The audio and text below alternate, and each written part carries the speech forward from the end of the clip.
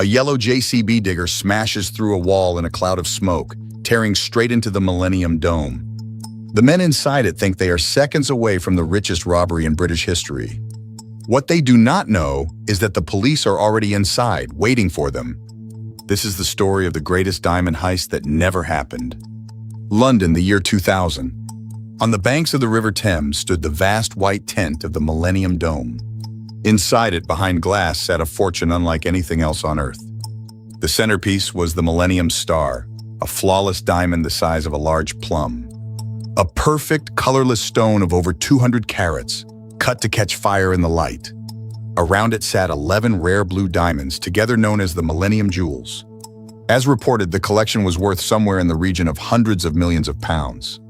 It was one of the most valuable targets ever put on public display, and a small professional crew had decided they were going to take it.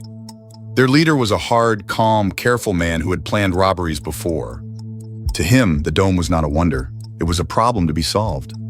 The plan they built was on paper almost perfect. It was fast, it was loud, and it relied on shock more than stealth. They would not pick a single lock.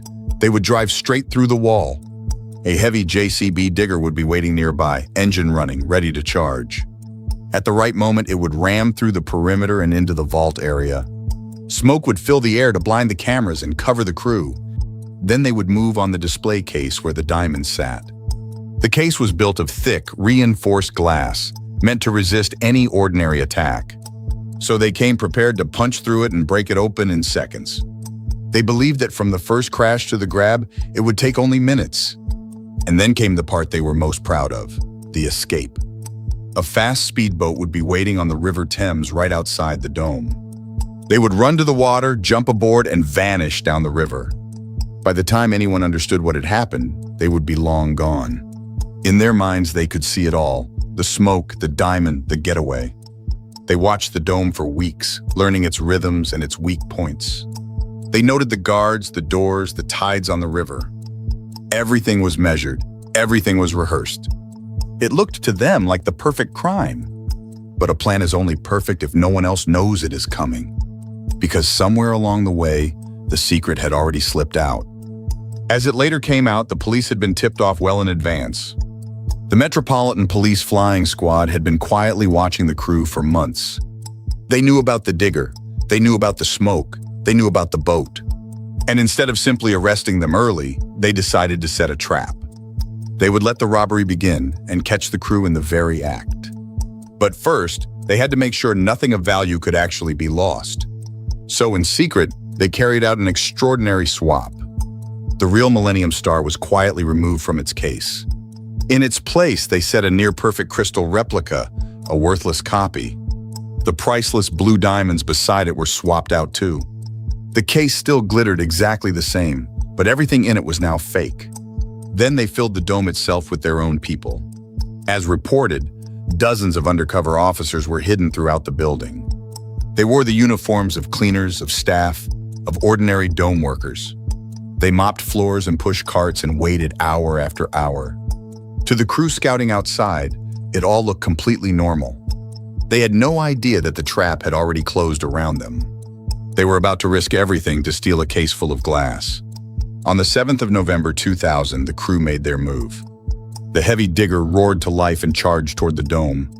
It smashed through the wall in a burst of smoke and dust exactly as planned. Smoke poured into the air. The crew rushed in behind the machine. They reached the display case and set upon the thick glass at once. For a few seconds, it looked as though the perfect robbery was really happening. And then all around them, the trap sprang shut. The cleaners and the staff were not cleaners and staff at all. They were police, and they moved in from every direction at once.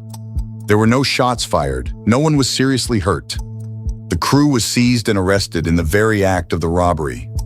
They looked down at the case they had fought so hard to reach, and they were staring at a handful of worthless crystal. The real Millennium Star had never been in any danger at all. It had been safely removed long before the digger ever started its engine. The men who planned the perfect heist had stolen absolutely nothing. At trial, the full story of the trap was laid out in court. The core of the crew was convicted and sentenced to years in prison. They had beaten the wall, the smoke, and the glass, and still lost everything. The press called it the greatest robbery that never happened. They had planned every second of the perfect crime, except the one that mattered. They never knew the police had been standing beside them the whole time. They smashed through the wall for a fortune and closed their hands on glass. That is crooked genius.